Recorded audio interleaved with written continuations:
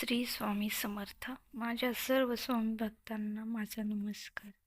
तर आज आपण जाणून घेणार आहोत श्री स्वामी समर्थ चरित्र 21 अध्याय पारायण पोथी वाचन पद्धती. म्हणजे सोप्या भाषेत सांगायचं झालं तर स्वामी समर्थांचे 21 अध्याय पारायण पोथी कशी वाचावी, त्याचे नियम काय आहेत आणि कुठली काळजी घ्यावी, पूजेची मांडणी कशी करावी याबद्दल आपण संपूर्ण माहिती घेणार आहोत.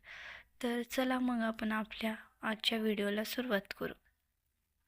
श्री स्वामी समर्थ चरित्र 21 अध्याय पारायण पोथी वाचन पद्धती अत्यंत प्रासादिक आहे. संकल्पपूर्तीसाठी श्री स्वामी समर्थ चरित्र 21 अध्याय पारायण पोथी वाचनाची विवेकशीत पद्धत आहे. त्याचप्रमाणे वाचन पारायण व्हावे असे स्वतः श्री गुरुचरित्रकार म्हणतात. त्यांचं म्हणणं असं आहे, अंतःकरण असता पवित्र सदा काळ वाचावे श्री स्वामी समर्थ 21 अध्याय नित्य पारायण पोथी. तर आपण जाणून घेऊया पारायणाच्या काळात पाळायचे नियम. कुठले नियम पाळावे याबद्दल आपण संपूर्ण माहिती घेऊ.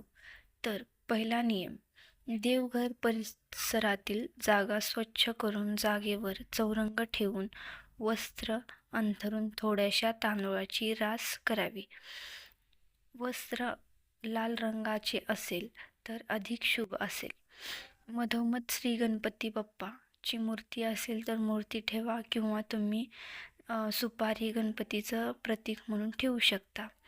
अगर श्रीकृष्णाची मूर्ती असेल तर तीही तुम्ही ठेवू शकता. चौरंगाच्या सभोवती सुंदर छानशी रांगोळी काढावी. साजूक तुपाचा दिवा लावावा. धूप किंवा अगरबत्ती लावावी. अत्तर असल्यास तर अतिउत्तम. अत्तर असल्यास मूर्तीस किंवा प्रतिमेस लावावे. मन प्रसन्न ठेवावे. पारायणाच्या वेळी मध्येच इतरांशी बोलू नये व पारायणाच्या काळात जागेवरून उठू नये. ग्रंथ पठण हे भावनेने करावे.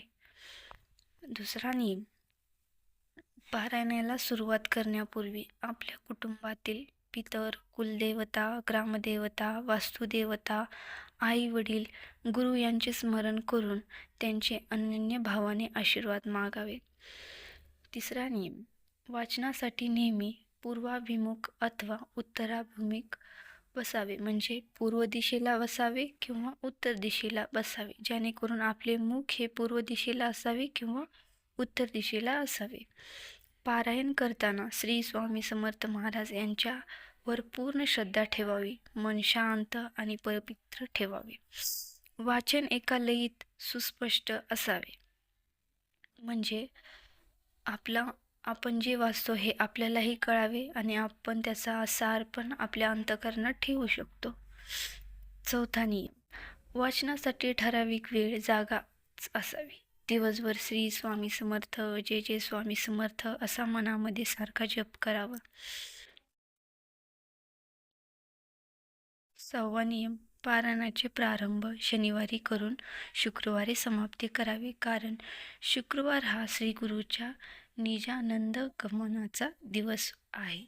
त्याच्यामुळं कधीही पारायणाची सुरुवात शनिवारीच करावी, जेणेकरून तुमची समाप्ती शुक्रवारी येईल. पुढचा नियम, पारायणाच्या काळात ब्रह्मचर्याचे पालन व्हावे. वाचन सुचिर्तभूतपणाने व सोवळ्याने करावे. बसण्यासाठी स्वच्छ धूत वस्त्र आसन असावे, जेणेकरून तुमचे मन प्रसन्न राहील. पुढचा नियम, पारायण काळात वाचकाने मांस, मच्छी, दारू आणि दुसऱ्याचे घरचे अन्न खाऊ नये. सामुदायिक पारायण सोहळ्याची विशेष फलप्राप्ती होत असते.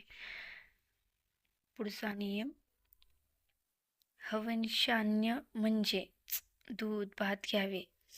मीठ, तिखट, आंबट, दही, ताक, इतर काही जे वस्तू असतात ते वर्ज्य करावे. साखर घ्यावी. गव्हाची पोळी, तूप घेता येते. अन्न हे आपले सात्विक असावे, जेणेकरून आपले मन शुद्ध राहील आणि चित्त स्थिर राहील. पुढचा नियम, देवघरात किंवा देवाच्या सान्निध्यातच चटईवर अथवा पांढऱ्या काळिंबीवर झोपावे. आता तुम्ही म्हणत असाल काळिंबीवर म्हणजे काय? तर थोडक्यात काळिंबी म्हणजे माझ्या मते घोंगडी असावी, ज्याच्यावर तुम्ही झोपू शकता. झोपताना डाव्या कुशीवर झोपावे, म्हणजे संकल्प पूर्तीच्या दृष्टीने संदेश ऐकू येतात, असा श्रद्धेने अनुष्ठान करणाऱ्यांचा अनुभव आहे. म्हणून हे तुम्ही व्यवस्थित ऐका आणि याचे पालन करा. पारायण सप्ताह पूर्ण झाल्यावर सुपारीतून श्री स्वामी समर्थ महाराजांचे विसर्जन करावे. नैवेद्य आरती करून भोजनास सवान्न ब्राह्मण सांगून सांगता करावी. आता तुम्हाला समजलंच असेल की स्वामी समर्थांचे 21 पारायण पोथी वाचन पद्धतीचे नियम काय आहेत, पूजा कशी मांडावी. तर सोपी आणि साधी पद्धत आहे. स्वामी म्हणतात त्यांचं जर आपण फक्त नामजप नामस्मरण केलं तरी ते त्यांच्या पुरतं जातं, त्यांच्यापर्यंत पोचतं. देखावा म्हणून काही नाही करायचा. जे आपल्याला साजेसं आहे, ज्याच्यामध्ये आपण आपल्या गोष्टी करू शकतो, त्या गोष्टी करून साध्या पद्धतीने आपण हे अनुष्ठान पूर्ण करू शकतो. सेवा महत्त्वाची आहे की आपण ती कशी करतो, मनाने करतो की करण्यासाठी करतो. त्यामुळं स्वामीची सेवा मनापासून करा. स्वामी तुमचं संपूर्ण गाऱ्हाण ऐकतील, तुमच्या सगळ्या प्रश्नाची उत्तरं भेटतील, मनाला शांती मिळेल, सुख समाधान ह्या सर्व गोष्टी तुमच्या आयुष्यात येतील. चला तर